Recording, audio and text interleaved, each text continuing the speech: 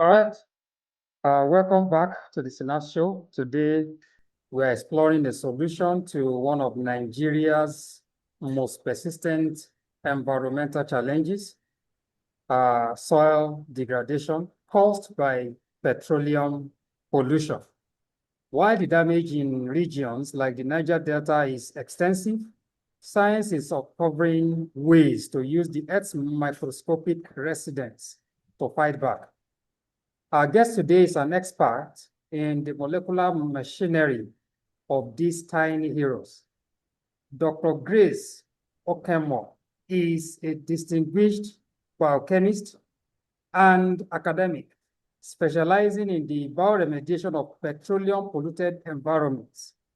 Born in 1973, Dr. Okemo earned her first degree in biochemistry from the University of Benin, followed by both her master's and PhD in biochemistry from the University of Jos.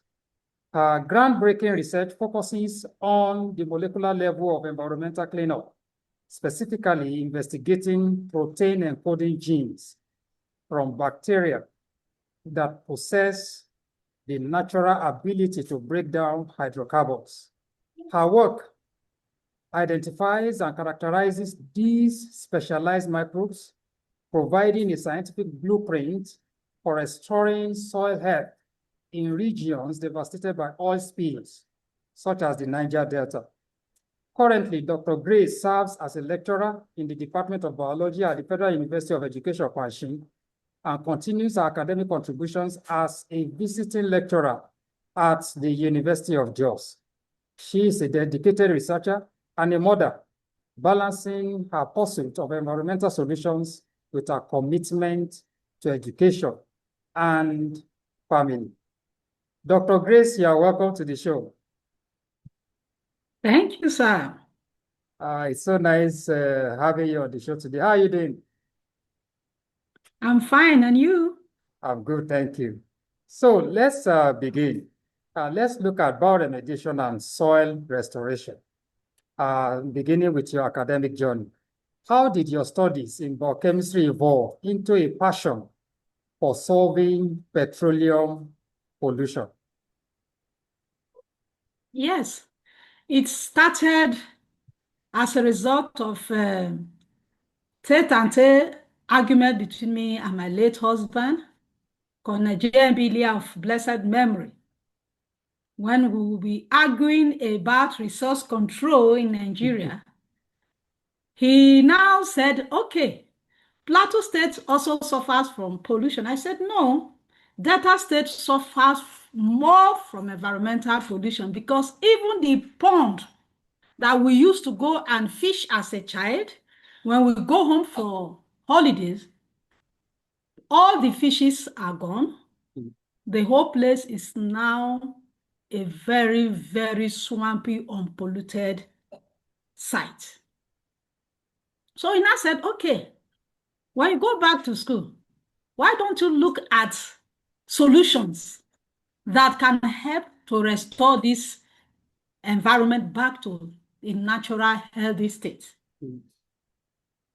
So when he said that, and when he passed on in 2015, I decided to pick up the topic.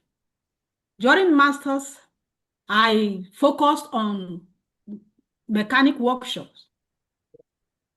And then PhD, I decided to go into the field where pollution is actually heavy properly. That was how this topic came about. Wow. May the soul of the departed Colonel B.G. Leah rest in peace. Amen. Amen. So now that's a very touching background to your research. Now, looking at the molecular foundation, your research focuses on protein encoding genes in bacteria. So in simple terms, how do these okay. Genes encoding proteins. Genes encoding proteins. Okay, yes. Proteins, yes. In bacteria, right? Yes. Okay, yes. So in simple terms, these genes, how do they allow the bacterium to eat, or to neutralize the crude oil? I want to understand, how do they carry out this activity? Yes, I get you. Okay. The genes, can you hear me? Yes, I can hear you clearly. Okay.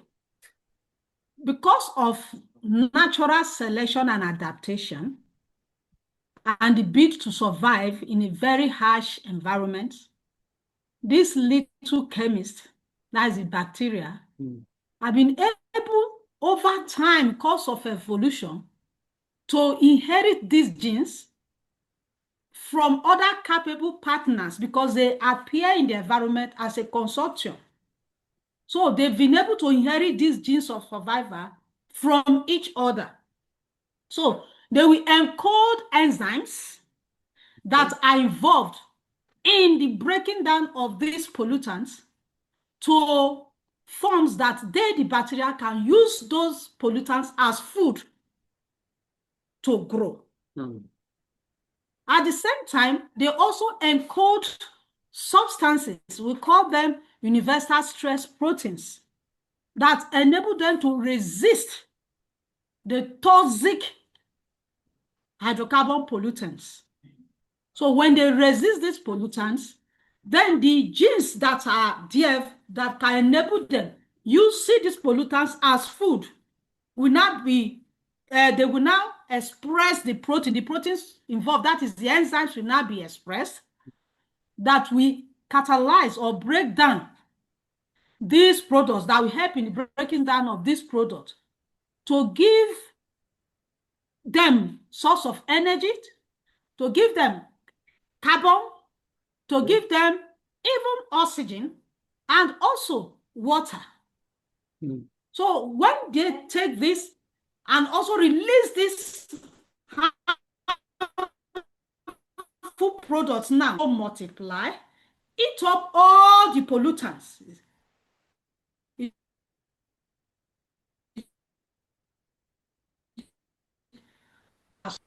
That is how these genes encoding these proteins, that is the enzymes, enables them to eat up that.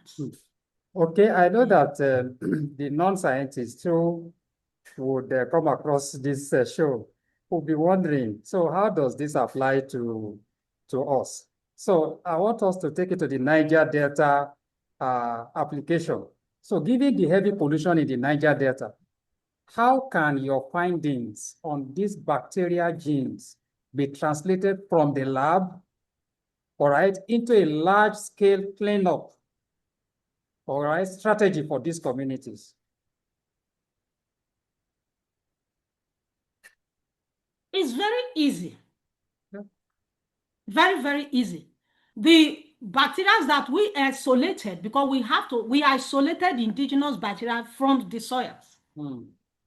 And this bacteria now, we can take part of these genes and put them through genetic engineering into E. coli, Escherichia coli, to now provide us with a genetically modified microorganism, that's bacteria, that have very, very fast growing time, and they can tolerate any environment.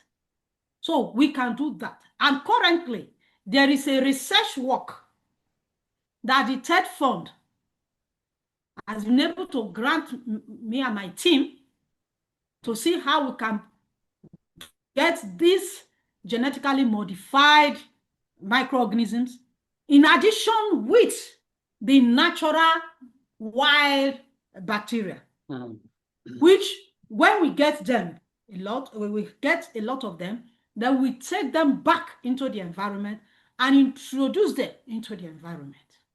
Wow. Yes. That is how we want to go about it. Then the other aspect is that we are going to produce what is called biosurfactants.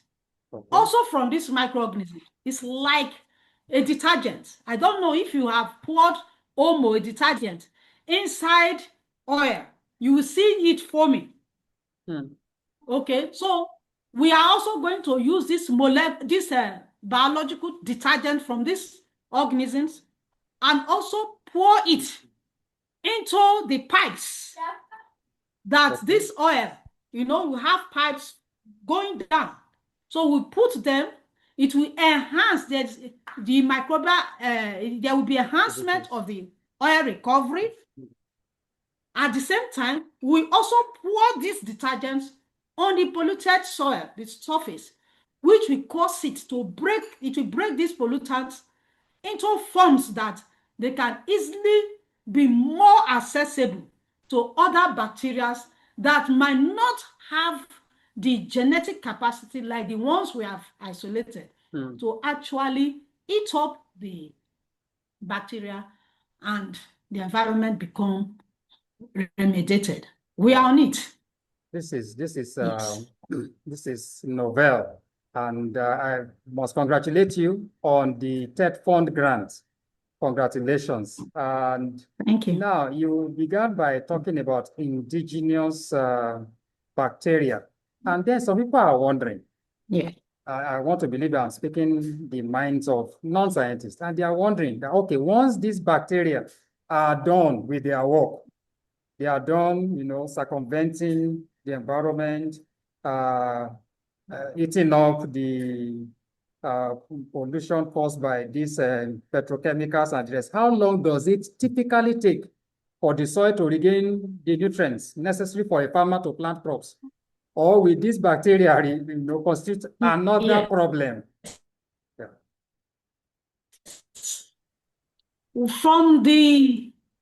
Yeah. Okay, continue. From the lab work we have done, yes, we have been able to see between 90 days and 1 year. Wow. Okay. 90 days to 1 year, depending on the load of pollutants in the environment. So when we even see now that the load of pollutant is small, that means we are going to introduce more of the microorganisms.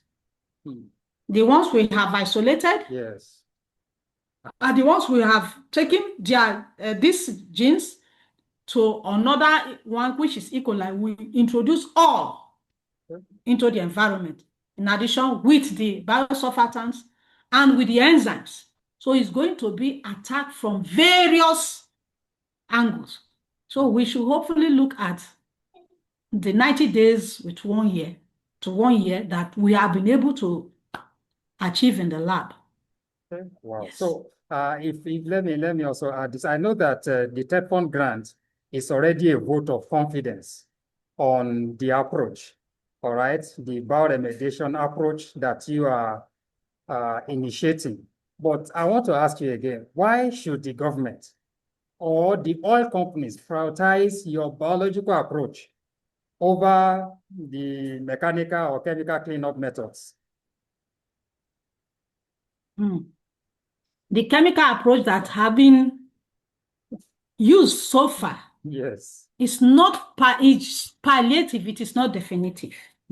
Why? They even employ the indigens to go and use their hand to scoop the oils from the soil, which is dangerous to their health. Because we have been able to find out that they are hepatotoxic, they cause toxicity, serious one to the liver, to the kidney, even cancer. A work that we did with kerosene, using abinorat. So they are very, very toxic. And that is why people working there, they pay them heavily. So they go and employ these natives. And these natives, they can't do the work. They can't do the work. Apart from that, they will even resort to burning them. They will just put fire. And when it burns, you see the smoke all over the place, causing air pollution. Apart from that, the chemicals they will even use, my jet that is having, that is sorbitant, is having even petrochemicals as a backbone. So when you need to use a lot, so when you use so much of it, it's going to affect, because once rain falls, it will wash this into the water bodies. It's going to affect the water bodies.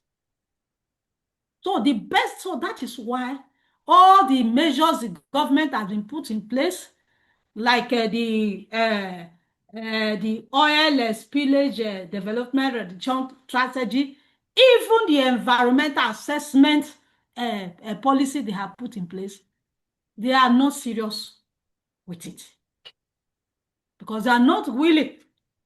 I'm from there. They are not willing to do that. So the natives, they are honestly suffering. So with this approach now, microorganisms like this microorganisms, this bacteria will grow everywhere. They will see this as food. So it's going to be a preferred choice because they are no longer going to say, okay, let them go and import chemicals that are very expensive. These are the bacteria. Once we produce them, they are there. We store them, and once we need them, we resuscitate them, incubate them, and then take them to the environment. So bacteria are not, as long as you keep them in a good storage form, they will not die. It's not like animals, me and you. Oh, yes. So you use them and use them and use them. And with time, when so many of them have now been introduced into the environment, you see that as they are, so it's going to be a natural process. As you introduce them into the environment, they will be colonizing the whole place. So I think it's going, at the end of the day, it's going to be a very, very worthy, preferable approach because it's environmental friendly. It is not toxic to both the animals, even the plants, and with the human beings, because whether we like it or not, those of us that take products from the Niger-Delta region, we are taking these hydrocarbons into our systems unknowingly through trophic transfer. And that is why you see so many sicknesses happening, cancer here and there. Thank you, Doc. I want to use this opportunity to call on the government and the private sector to please support the work that Dr. Grace and her team are doing. And I fully support their research work. And I hope that in the next few years, we can say that through the use of these biological chemists, as we call them, we have been able to clean up the Niger-Delta region. Well done, Doc. So now, talking about the next generation, I know that this work is not something you can do alone, and then you will need to raise as many food soldiers as possible. So as a lecturer at Panshin and a visiting lecturer at the University of Jos, how are you preparing your students to tackle the environmental challenges specific to Nigeria? Yes, I encourage them to embark on project work on the environmental pollution. Yes. Like the one we did with kerosene and mechanic workshop, I encourage some of my students to do that. I and my team of researchers,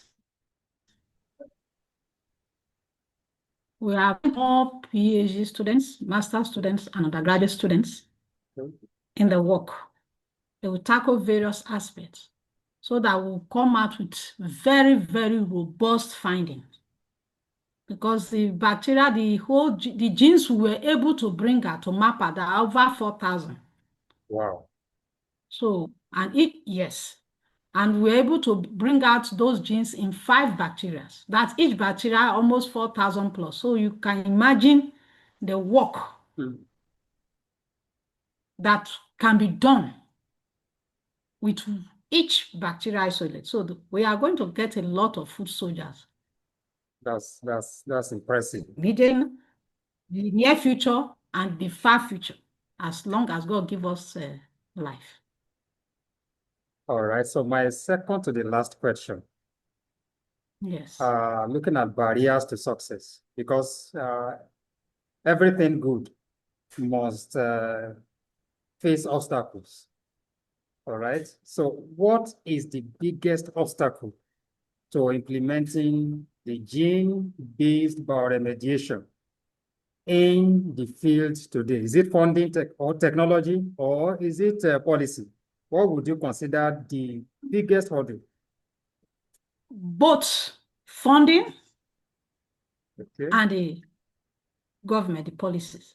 Mm. You know, though it is not connected, but let me put your mind back. If you have been listening to the news, you see somebody is having a refinery that can produce fuel for the whole nation. But some people are insisting that they must import because of what they want to gain. So you see, those are the bureaucrats that bring forth policies that hinder a breakthrough. So that it can be an ongoing research work that can take as long as 4.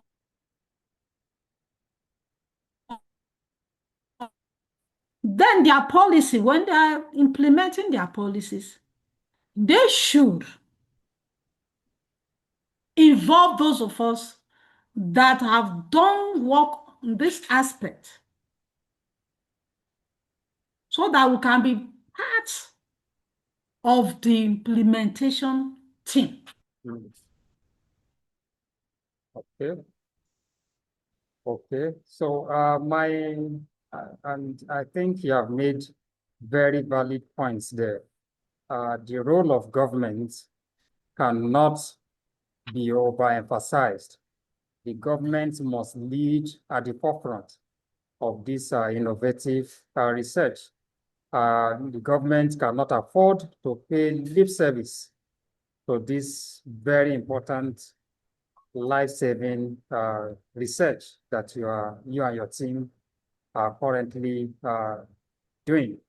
Now, my last question, talking about the vision. So if your research were fully funded and implemented today, what would the Niger Delta look like, let's say in the next 10 years? Oh God, like the Garden of Eden. Okay. Yes, because that area, if you really go to that area, go into the thick forest, you see beauty, nature at work, green environment. And you know that green environment is a healthy environment. Yes. So the next 10 years, we are going to have a green environment that's like the Garden of Eden, that everything thrives. Both man, both plants, both humans, and even the land itself. We are going to thrive. That's why I said it will be like the Garden of Eden. Thank you so much, Dr. Grace. You see, I've been trying to avoid pronouncing your middle name. So you help me to call your full name so that our people from Niger-Delta can know that I'm actually speaking with one of their own. So please, Ma, can you help me with your full name?